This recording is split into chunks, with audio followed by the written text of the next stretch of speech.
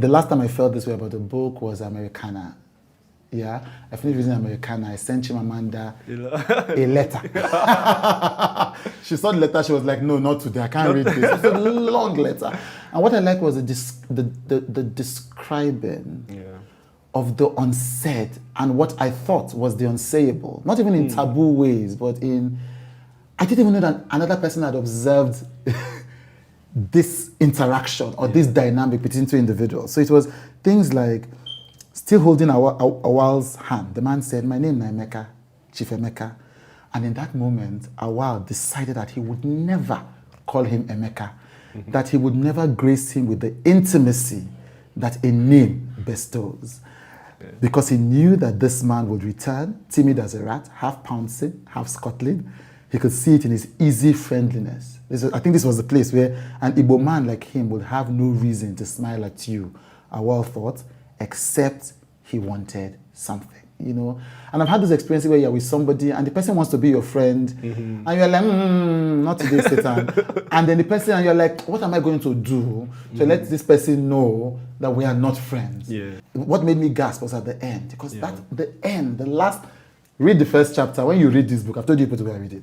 This chapter, when you read this last page, because this is not the version I had this cover, because I read it out of Nigeria. Read this chapter.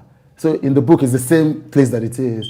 And it was the emptiness. I gasped out of just this sadness, for this person, the emotional turmoil that this person is going to be dealing with after this experience. This person I don't know, who is not a real character.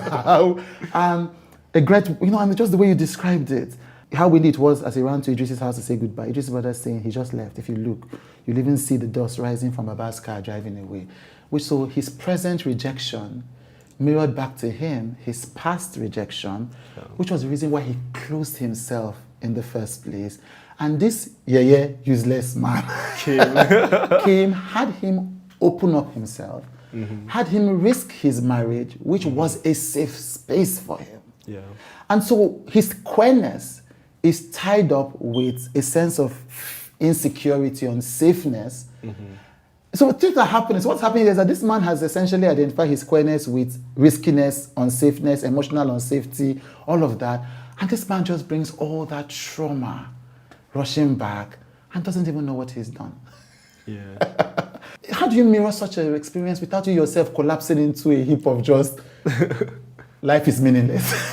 Like at least with those two characters, for example, like it was with Awa, like the story began with, you know, his desires, like which is like what does this man want? I knew I always wanted to write a story about this character who like has a little child and wants like basically the best, who grew up poor and then wants something better for their child, right? And of course I knew the character was going to be queer. And so like, but then Chief walks into the story and he is this person, of course, like you know, a wealthy man who takes what he wants. It's like, you know, I've seen this man I find attractive and I don't care anything about anything else.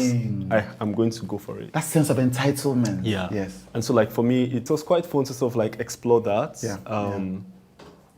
And again, like that sense, what you like, I think it's very interesting what you pointed out, like that sense of like lack of emotional safety, associating that with his queerness. And I think that's quite common, you know, especially when like your desires are not sort of sanctioned in society. And so you have to like, there is like a sense in which like, you know, every little heartbreak could become sort of like this very atmospheric thing, and you're like, this is the way of the world. This link, and you're like, oh, this is who asked me to be gay? You know, that shit. And it's just that, like, you know, for a while, like he's not really able to sort of, he doesn't even have the community, at least in this story, to show him something different. And so in some ways he's quite isolated. And like, you know, there are a lot of, I think we talk of queerness and there are a lot of people, you know, a lot of people have communities and it's still difficult. Then I then imagine a lot of people who don't even have access to that. I'm telling you.